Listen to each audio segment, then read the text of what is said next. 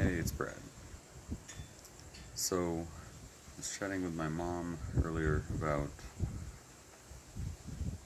handing down information throughout generations. And back before documentation was so indelible, 'cause what happens on the internet stays on the internet. Before that, to hand something down, it had to be memorable. So, for any sort of a moral you would want to hand down, you'd craft a story. All the more if it was a true story. And then there were, added layers of reason for people to hold to its truth.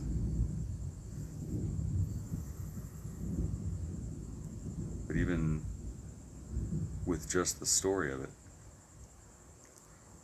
say there were, you know, distillations of knowledge um, in different fields of study, and to make sure that someone would handle the knowledge correctly in that field, that it takes some work to understand and get to that point.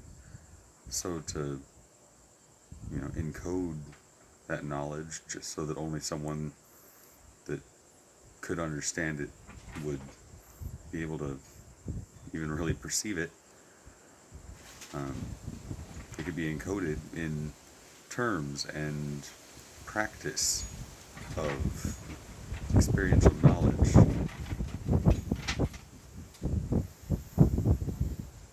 And only through performing and having the first-hand knowledge, aside from internal learning, would a person be able to apply the concepts they learn and observe to transcend them and learn further. Well, that's great and all for segmenting knowledge, but that's not where we are now. It's time to, start reunifying knowledge. A lot of the top innovations, and pretty much all the time, come from, application of one breakthrough in a completely unrelated field. Um, and a lot of times, all the information's already out there. It just hasn't been applied together in the right way.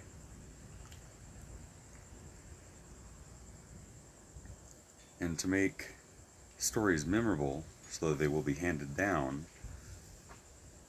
they need to be about people. So to encode knowledge into a story and have it be relatable so that people who apply it can have this persona, paragon that they have in their mind, to pursue and pattern themselves after. Well, that's pretty much every ancient pantheon and the practices of their worship. Only through actually applying the concepts of whatever their, different fields are, would they be able to put themselves in the mind of essentially the spirit of that field. And in doing so, that's where you pretty much, so when you've mastered a concept, you've internalized its underlying patterns, and you can manipulate it at will to whatever extent.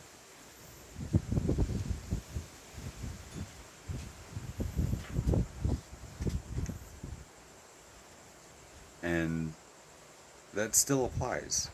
I mean, teaching kids things,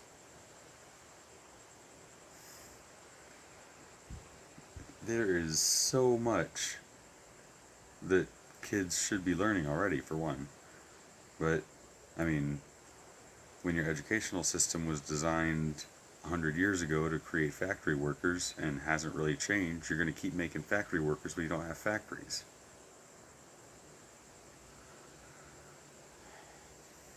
But, like, 4-year-olds could be learning trig and calculus if the imagery was put correctly.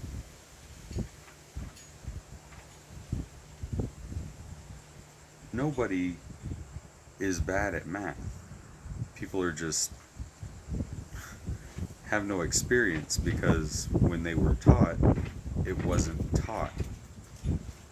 It wasn't given to them in some way that they could process it and understand it. It was thrown at them for regurgitation. It was a manual they were supposed to memorize.